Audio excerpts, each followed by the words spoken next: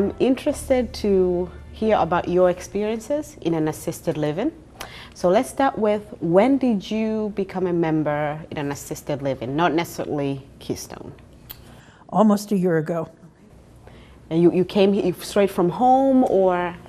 Yes, I came straight from home. I had started looking at facilities in the area with my sister, and we looked at several, and my plan was to come this past spring.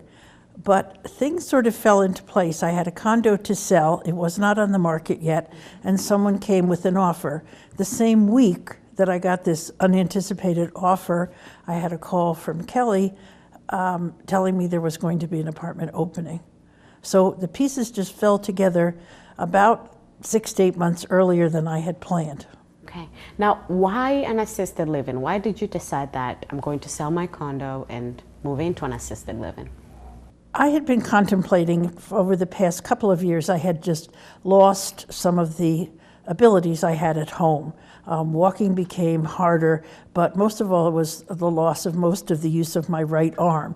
So meal preparation was just really hard. I'd start out in the morning with a good plan for what I was going to fix for dinner, and then during the day I'd say, well, I guess I won't bother with that. Well, I guess I won't bother with that. And I came down to a lot of soup suppers because I just didn't have the energy to do the meal preparations. That was probably the biggest reason that I came into assisted living, was just that and other activities of daily living, making the bed, changing the bed. And I had help once a week on changing the bed and cleaning, but it's a long time from one week to the next, and so you often have to do things that were just more than I could handle.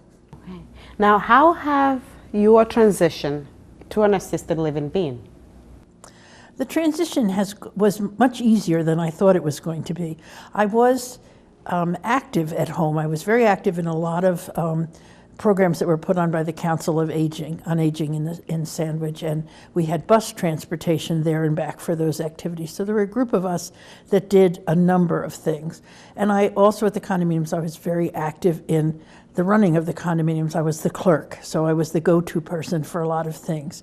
So when I came here, I really wasn't quite sure. I knew there were a lot of activities, wasn't sure what I was going to try, and I decided I looked at the calendar here and decided, well, I'll try everything that sounds the least bit appealing, at least once. You mentioned something, I think it's important, that you when you are planning on going to an assisted living, you looked at your furniture, said, what is important? What should I bring? When I spoke to other elderly folks about moving to an assisted living, those who are reluctant, they would mention that they're not ready to let go of their home, their condo. How about the furniture, all these memories? How do you sum up that journey of letting go? Well, for me, it worked very, very well. Because for many of us that come from condominiums, we probably already did some of that decision-making when we left a house you cut down. And for me, it was I just found it so easy. I really had things that were important to me, but that I wasn't going to bring here, like a piano. I wasn't going to bring a piano, but yet I didn't want my piano to just go somewhere else. Well, when you start talking to family members, you'd be surprised what family members also value that they want of yours. So a piano went to a grandson, and different pieces of furniture that I didn't need anymore went to other relatives. So I didn't have to go through getting rid of them, because I didn't get rid of them. They just went to another part of the family. Now, another part, again, speaking to other elderly people about moving to an assisted living, or those who decided to remain at home, one of the big factors is money. People always think about money. Can I afford an assisted living? And what I tell them that, okay, being in assisted living comes with different opportunities, such as somebody to watch over you. You mentioned you don't really have to, do laundry, but you want to do laundry. Other services that are here for you. How do you justify the price of paying an assisted living and what you receive, what you get back?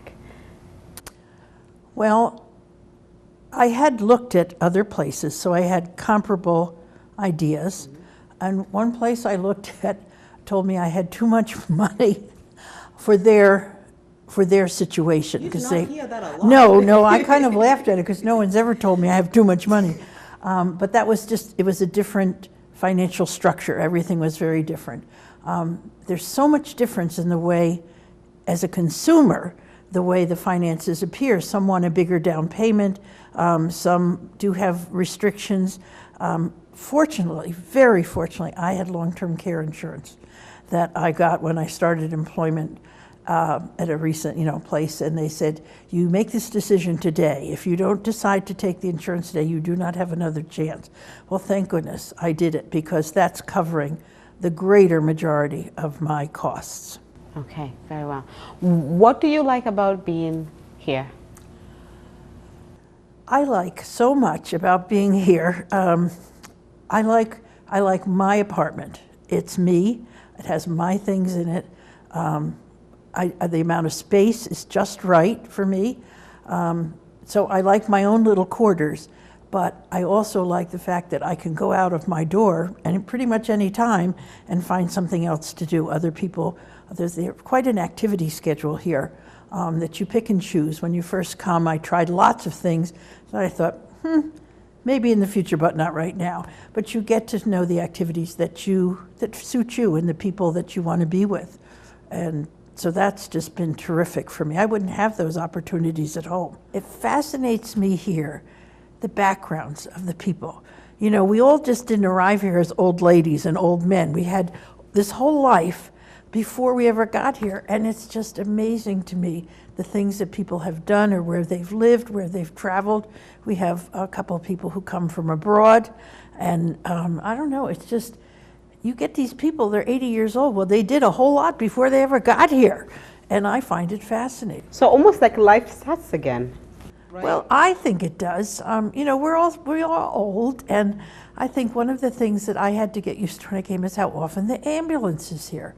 And I kept thinking, this is insane. The ambulance is here almost every day. Well, then you get to figure out, okay, for most people, it's a quick transport for an immediate problem.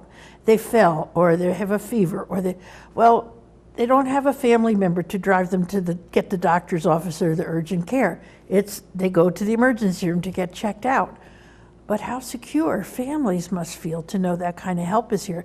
But that scared me, and it took me a while to accept the fact that for many of us, this will be our last address.